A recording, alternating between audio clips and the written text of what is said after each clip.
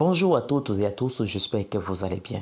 Vous pouvez vouloir staker les jetons sur BabyDogeSwap, mais vous ne savez pas comment est-ce qu'il faut le faire.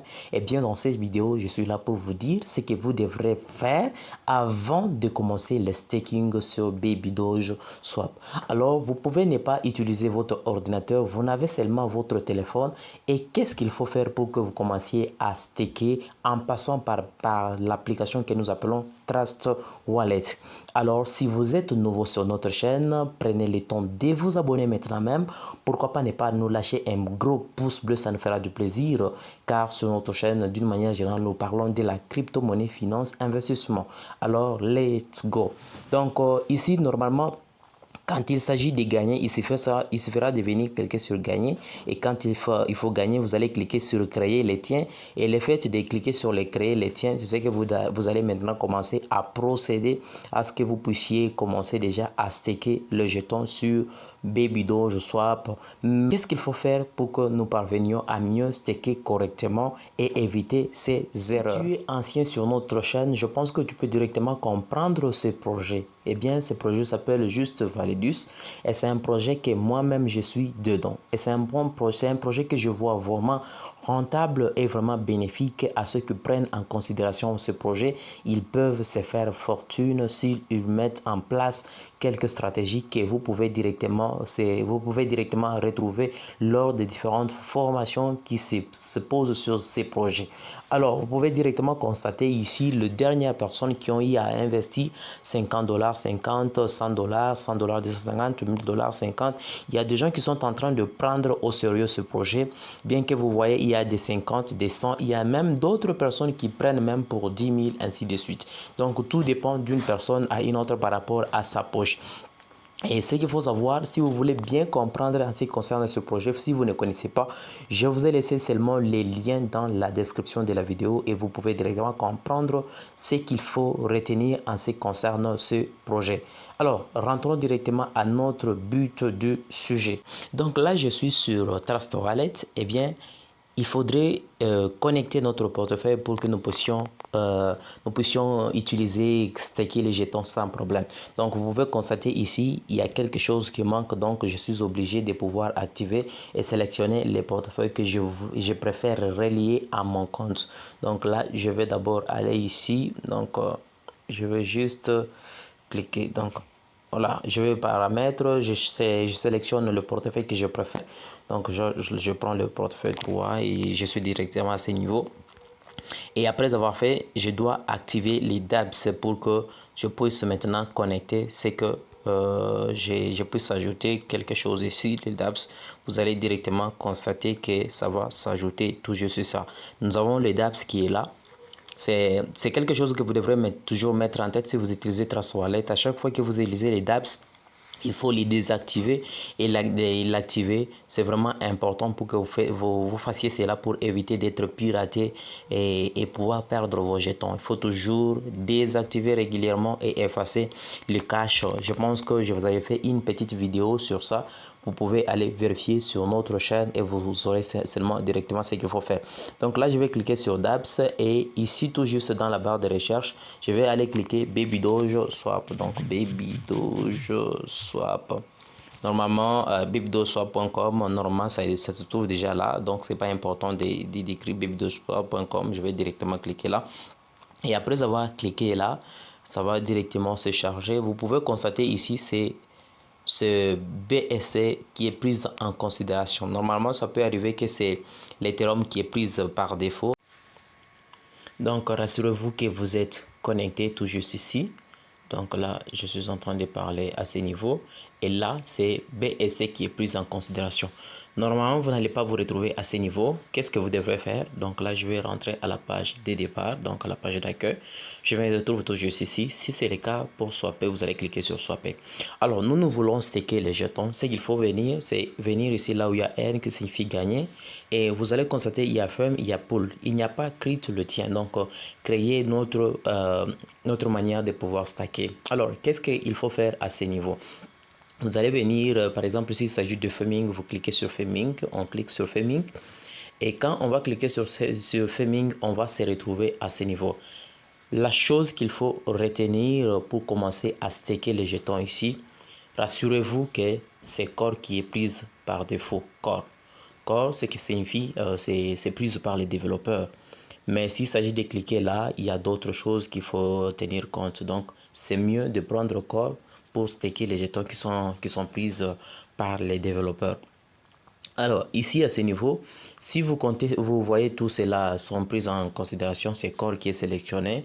Vous voyez, il y a des différents pairs qui sont là, qui sont répertoriés sur Baby Dojo Swap. Donc, une fois tout, on se retrouve à ce niveau. Rassurez-vous que c'est Core qui est sélectionné, c'est Core pour dire que c'est prise par les développeurs, surveillé par les développeurs. Et après avoir contrôlé cela, vous allez tout juste vérifier en haut. Rassurez-vous également qu'il y a Create Liquidity Firming. Si vous constatez également cela, c'est ce qui veut dire vous avez la possibilité de continuer si vous essayez un peu de suivre les étapes que je vous ai montrées dans la suite de cette vidéo. Abonnez-vous si ce n'est pas encore fait. Lâchez-nous également un beau pouce bleu, ça nous fera du plaisir. Dès que c'est OK, vous devrez être en mesure de savoir quel jeton que vous voulez faire le staking. Par exemple, ici, il y a un Baby Doge. Donc, s'il s'agit de cliquer là, on va même vous dire le nombre de jours qu'il faut. Donc, vous voyez, par exemple, là, tout est là. Et s'il s'agit de vérifier d'autres jetons, vous pouvez voir et tout juste là, vous voyez ce qu'il faut et vous retenez tout ce que vous voulez.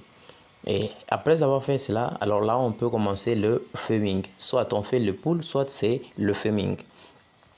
Alors, ce qu'il faut faire, c'est d'aller cliquer sur Create Liquidity. Donc, tout juste là, Create Liquidity, firming, on clique là. Et après avoir cliqué, on va se retrouver tout juste ici. Single token et token pair. Single token, c'est pour le pool et token pair, c'est pour le firming. Alors, vous pouvez juste constater si par exemple vous voulez faire le firming, les pools, il y a des étapes qu'il faut suivre. Donc ici, select token user will stake, le jeton qu'il faut staker. Vous précisez la date, token user will be rewarded. Donc vous précisez également les jetons en question et daily reward, vous précisez et là ça va directement continuer. Alors avant de staker, vous devrez quand même être au courant de quelque chose que vous devrez vraiment mettre en considération. Alors suivez d'abord jusqu'à la fin, vous allez comprendre de quoi il s'agit. Donc là, je vais sélectionner le tout et là, on va directement continuer. Voilà, vous pouvez comprendre que ici, j'ai précisé les jetons qui est Baby Dogecoin. Ici encore, j'ai précisé également Baby Dogecoin. Là, j'ai précisé la date de fin. Et ici, j'ai précisé les nombres de jetons que je peux commencer à gagner par jour. Et tout juste en bas, je n'ai pas précisé, mais ça s'est calculé de soi. Et j'ai directement les nombres de jetons qui se trouvent là. C'est ce que je vais gagner à la fin. Et vous allez constater ici, tout juste ici, c'est par défaut, une fois votre portefeuille est connecté, ça me précise le nombre de jetons que je garde dans mon portefeuille, sur ces portefeuilles-là que vous aviez vu vous-même dès le départ. Donc, c'est le nombre de Baby Doge que je détiens dans ces portefeuilles.